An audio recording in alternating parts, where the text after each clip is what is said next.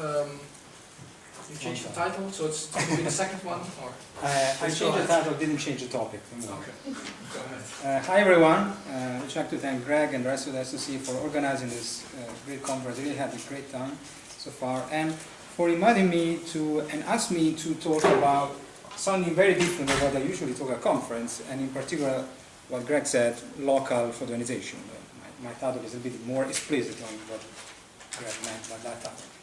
I usually work on Lemon Alpha emission, so though this idea that I'm presenting today is it has some years, pretty old, the slides are brand new because I never talked about this before at any other conference. So what I'm going to talk about today, after a brief introduction and motivation, I'm going to show you what's the effect of local ionization source on gas cooling. I will show you an analytical application referred to the hot mode, cold mode accretion, and I'll show you some work in progress and finally the summary.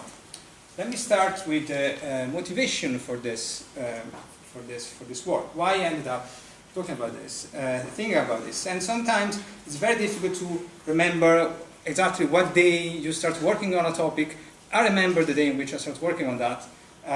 During my previous postdoc in Cambridge, I was sitting in the audience. It was like the colloquium, and a person came and working on hydrodynamic simulation. It's not sitting in the audience, so don't worry. It came with very nice hydrodynamic simulation telling us, well, you know, we understand everything about gas cooling because we have hydro. So now let's just focus on supernova and AGN feedback. What else we have to do? We have the hydro. And this was in 2009. Pretty good summary of this meeting. Exactly, this is what I would say. You haven't been here this morning, so come on. In 2009, and today at this meeting, we more or less, we could have here the same sentence, though not explicitly this sentence, but that's more or less the situation. So after a few days, I started thinking about this idea, and I had a sleepless night. I don't want to tell all the story, but basically all of this was born in one night in Cambridge in which I was not able to sleep. Okay, so but let me give you some scientific motivation for this work. We have seen this a billion times. I want to show you it again.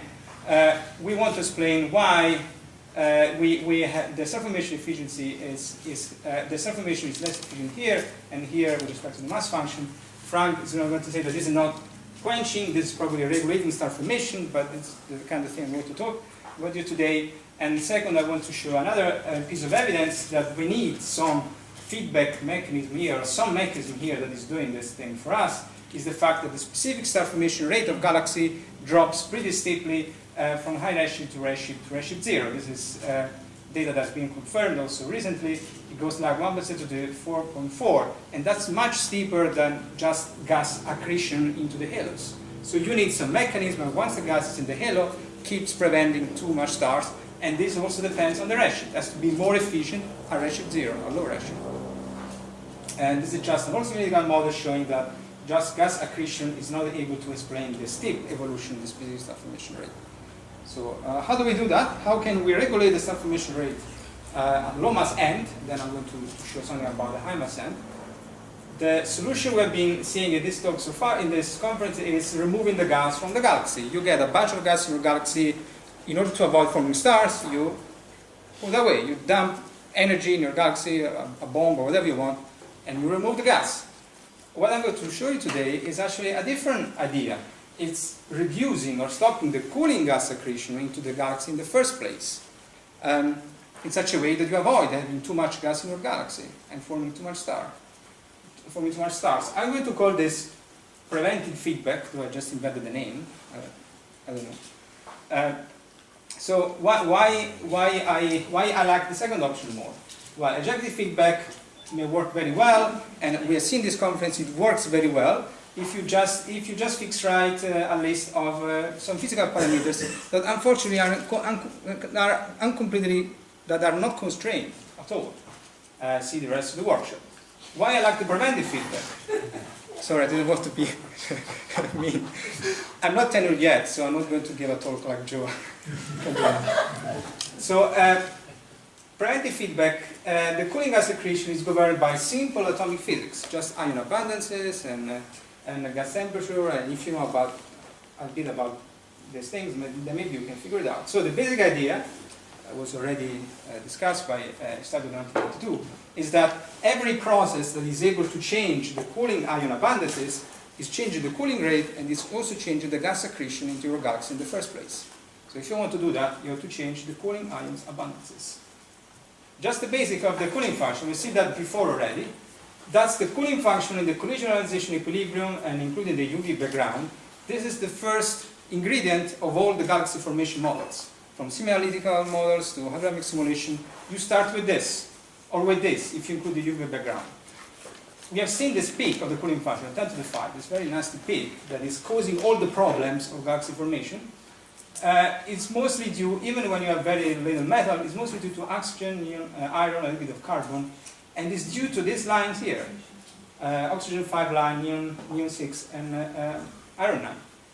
And that's the ionization potential to move the ion to the next state, and so to avoid cooling through those lines. So which kind of photons we need then to remove this ions there and the change cooling function? We need, clearly, soft X-ray photons. So if you have anything that has soft X-ray photons, you can remove those ions there and you can change your cooling function. That's the idea. And do we have those? Well, we just saw in this conference that indeed star formation and galaxy produce a lot of soft X-ray photons. That may be due to hot gas, due to the supernova bubbles, compact X-ray binaries. That I think they will dominate more the hard X-ray, and see the previous talks. And what do we know is that that's a combination from mass essay of it's an old combination, but it's still valid now. We know that the luminosity in X-ray correlates pretty well with the star formation rate of the galaxy, though with some scattering based relation here. So then I did something very simple then, and I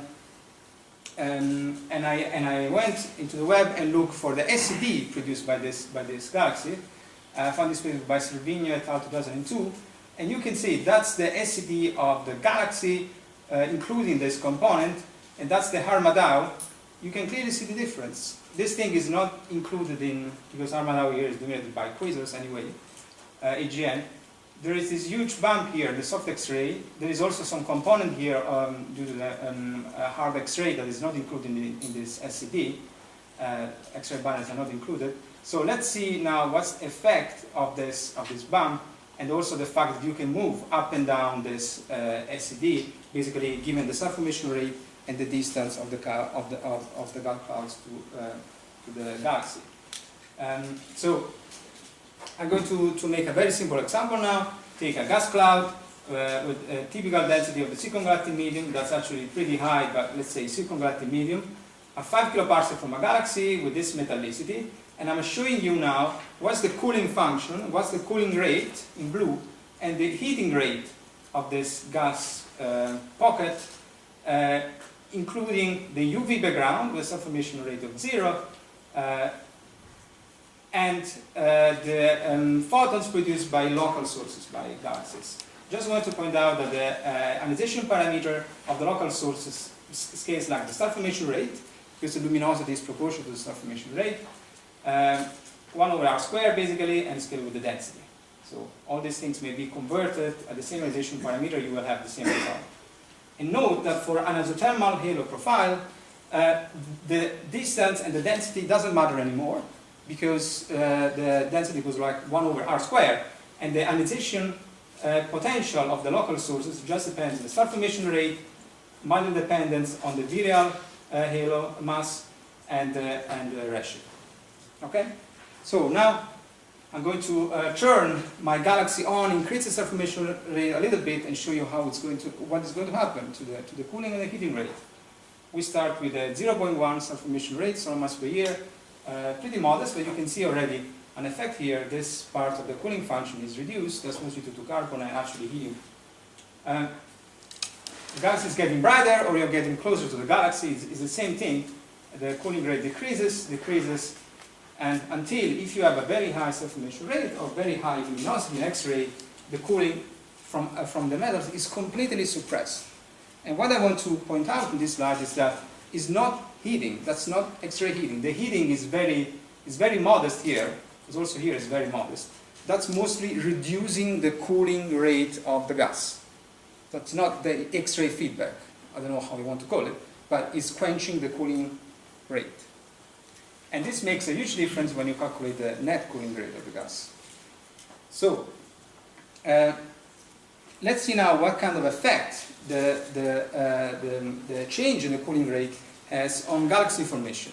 And in order to do that, I'm going to use a very simple analytical model. We saw it already on Monday, I think. Yuval presented, and is a very famous hot mode cold mode transition. As Yuval pointed out in this very nice talk, this transition depends basically from the ratio of two very important numbers. One number is the cooling time of the gas, and the other one is the compression time.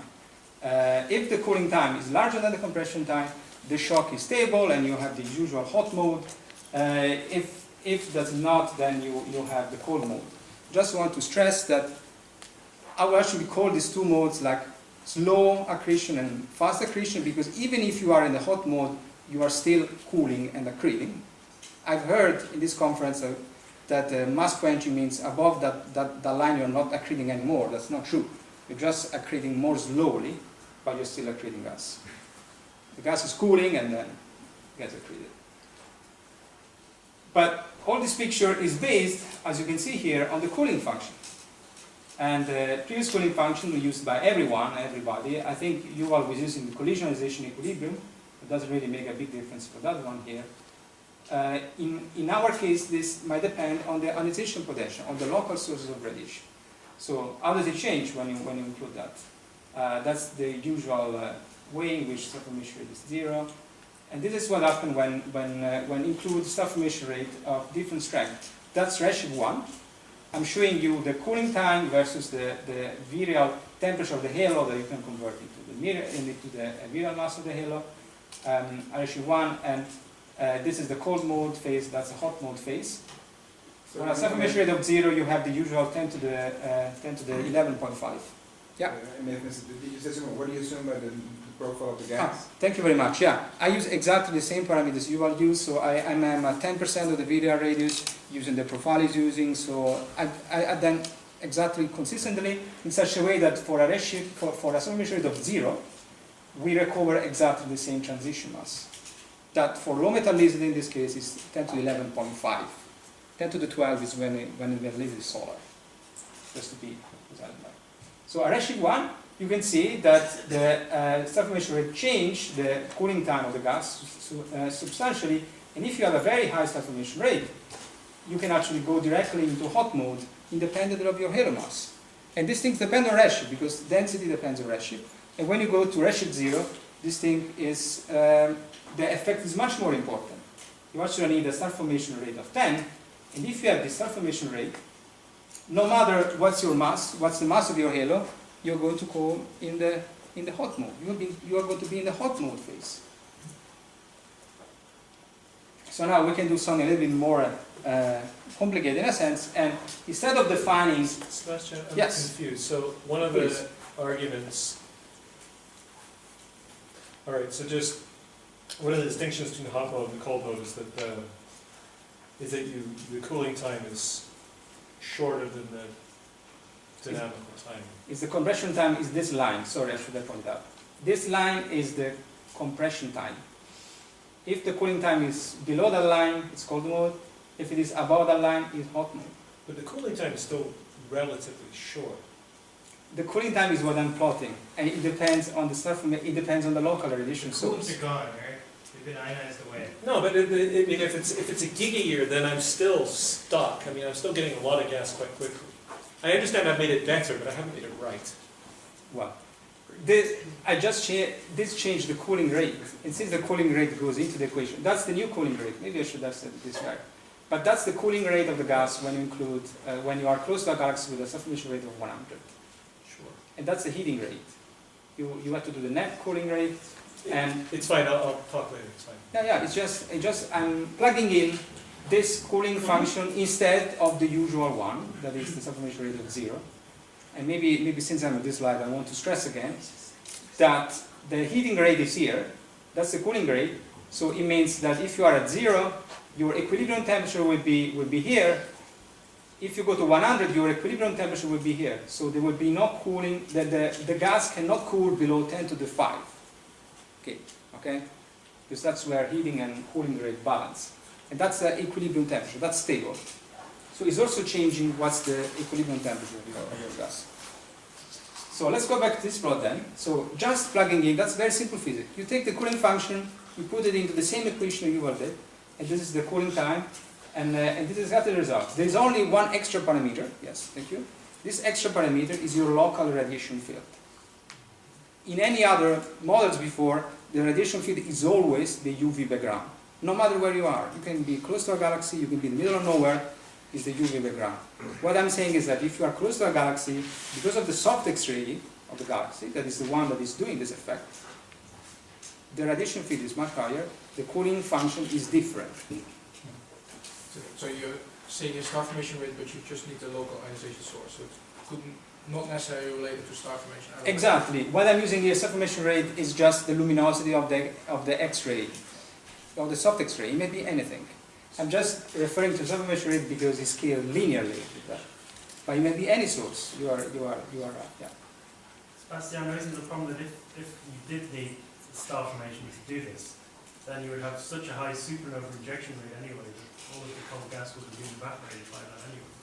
I'm not saying that. I'm saying supernova will also go off there. I'm just saying that when you do your supernova and you have the gas, you are using a cooling rate and a cooling time that is this.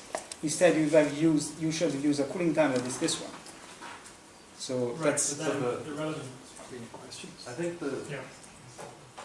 maybe we can leave this. so for the discussion. major point though is just that you may want to modify your cooling tables. It may not be the star formation that's doing it. It may be Lomas X-ray lining. So I guess the question is then, is the relevant cooling time of supernovae more or less than the difference in the cooling? You are talking about the heating rate of the supernova. You have to add to these things the No, heating I'm rate. talking about the cooling of the gas that the supernovae heated. We are talking about two different things. I'm talking about the cooling rate of the gas. Supernova are putting heat into the gas. We don't know how, we don't know how much. This will help even more to go into the hot mode. If you don't consider that supernova are putting any energy in your gas, zero energy, just the radiation field is going to do this for you. I'm just trying to That's work out whether this is sure. noise on top of that effect. I don't know and I don't care because that's the bare minimum, okay, that you need. Let me go on, please. So now, if we can now define a star formation rate instead of a halo mass, where there is a transition between the cold mode and the hot mode, and this will depend now on the viral mass or the viral temperature. So instead of having the picture with a single transition mass, now it will be like a two-dimensional surface where you have halo mass and star formation rate. And I define this critical star formation rate, the star formation rate where the cooling time is equal to this compression time. If that star formation rate is higher than this value, you are cooling in hot mode.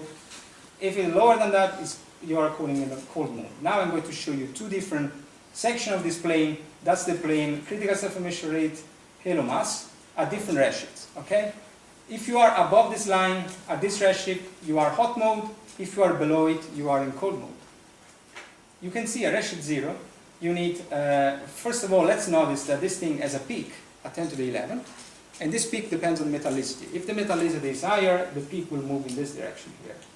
So this resembles other star formation efficiency rate that we've seen in the past, but this has nothing to do, this is just to do with the atomic cooling physics.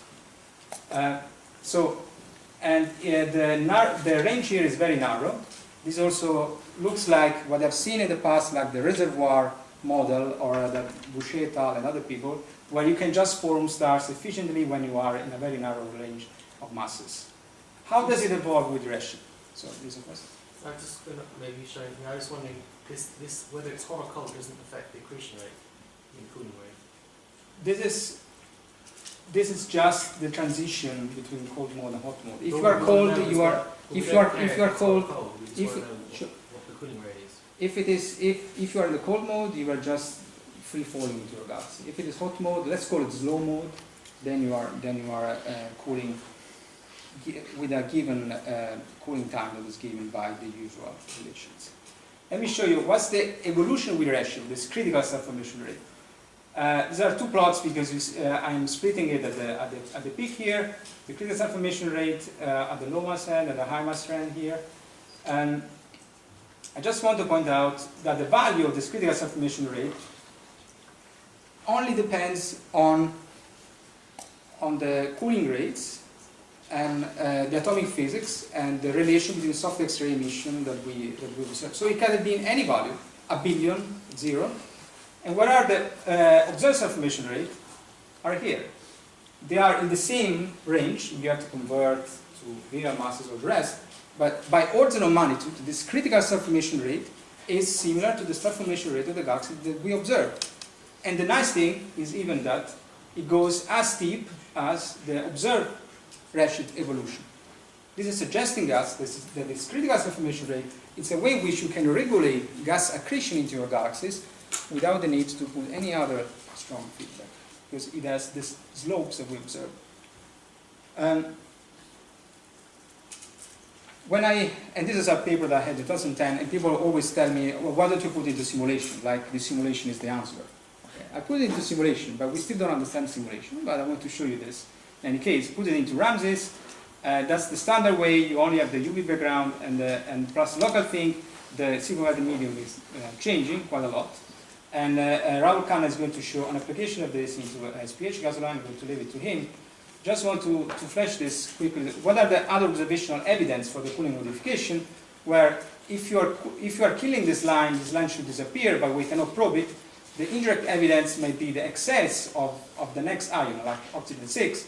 And Jess indeed show that when you look around star-forming galaxies, you will clearly see an excess of O6 with respect to passive galaxies, with star-formation rate that are similar to the critical star-formation rate that we have there. So this might be an observational evidence that this effect is playing a role into the cooling of the superconducting medium. This is just some other sources that we should consider. AGN, maybe you can ask me about that, since I see that Gwen is getting nervous there. X-ray binaries and accreting white dwarf. Just want to say these things are not included, but if you include this, it will make the effect even stronger. So what I show you to now is really the bare minimum. I don't like AGN because they're a mess, so I didn't put it in. X-ray binaries, we can discuss it, and this may be very important, accreting white dwarfs.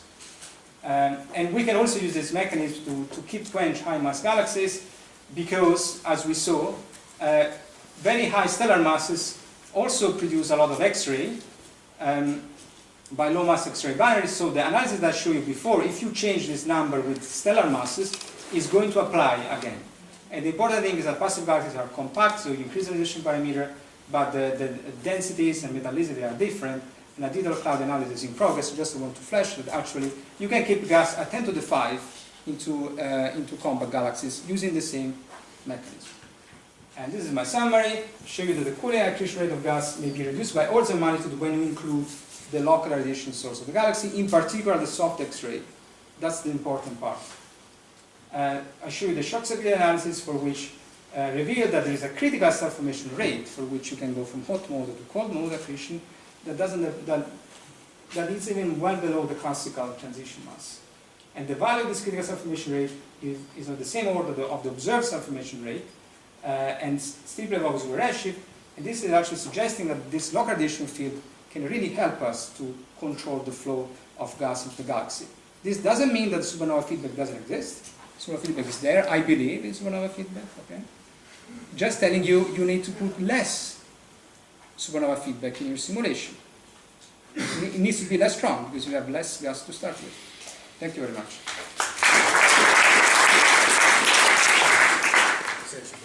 Question for Fred. Yeah, so it looks like the oxygen can be fully ionized here if you're oxygen 9. And so you must have astonishingly high X-ray luminosities, because this is essentially an X-ray photoionized situation. Yet when you look at the luminous X-ray elliptical galaxies, you see oxygen 8, and it's about at the right level. So in order to photoionize oxygen 8 into oxygen 9, you would need a luminosity, and a luminosity further out, that's several orders of magnitude greater than what you see in the most luminous ellipticals. So wouldn't these have been pretty obvious in the universe? Well, I didn't.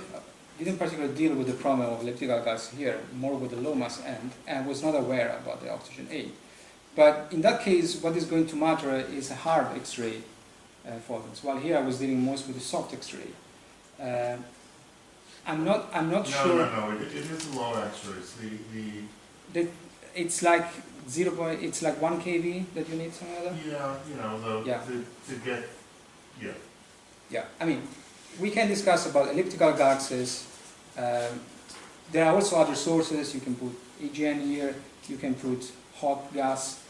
We can discuss about the total photon What budget. is the X-ray luminosity that you get, that you associate with, 100 solar masses a year? We must. I just take the empirical relation. I take the empirical relation between star formation rate and star formation rate and soft X-ray luminosity.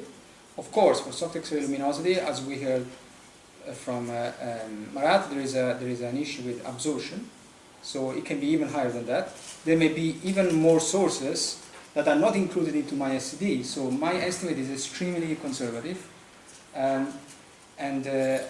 What really is going to matter is the 0.1 kV range, where it's very difficult to observe because of our own galaxy. So what I'm taking here is really like a bare minimum. What matters is photoionizing oxygen 7 and oxygen 8. What matters for the cooling rate? And there you need, not 0.1 kilovolt, you need 1 kilovolt photons involved. Yeah, what matters to change the cooling rate of the gas is to ionize oxygen 4 plus. So maybe it is good for discussion later on? Yeah, you would need a very high X-ray luminosity. You need the X-ray luminosity that I showed in this plot. Yo. I like the idea that photoionization can affect cooling. One critical aspect of that is the shielding, because you're looking at the helium edge basically, or close to it. And you would expect both the infalling gas and the gas around these sources to shield. Yeah. So I am including already a Coulomb density of hydrogen of 10 to the 20. But it doesn't make a big difference because we are really like 0.2 kV. It's not really so important that. And also the soft X-ray emission is typically, the one I'm considering here is extended. It's produced by supernova bubble. This is not the X-ray emission produced by sources embedded into very if you look at a cold stream coming in, the Coulomb density will along that stream is going to be, or even through it.